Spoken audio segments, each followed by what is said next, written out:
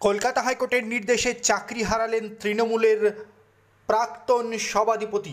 কলকাতা হাইকোর্টের নির্দেশে 2016 সালে এসএসসিতে নিযুক্ত যে প্যানেল বাতিল হলো তাতে নাম রয়েছে উত্তর দিনাজপুর জেলা পরিষদের প্রাক্তন সভাধিপতি কবিতা বর্মনের।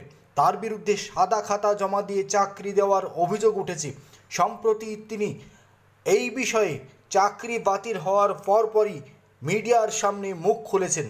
শেষমেশ তিনি স্বীকার করে নিয়েছেন যে আদালতের রায় তাকে মানতেই হবে। কলকাতা হাইকোর্টের নির্দেশে চাকরি বাতিল হলো উত্তর দিনাজপুর জেলা পরিষদের তৃণমূলের প্রাক্তন সভাধিপতি কবিতা বর্মনের। এদিন আদালত যে রায় দিয়েছে তাতে 25,753 জনের চাকরি গিয়েছে, তার মধ্যে রয়েছে কবিতা বর্মন।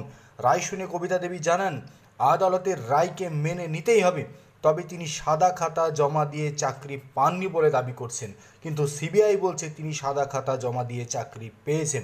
সেই রিপোর্ট করছে সিবিআই। রাজ্য সরকার গোটা নিয়োগ ব্যবস্থাটাকে দুর্নীতির পথে নিয়ে যাচ্ছে, তার ফলশ্রুতিতেই এতগুলো চাকরি বাতিল হয়েছে বলে জানান কবিতা বর্মন।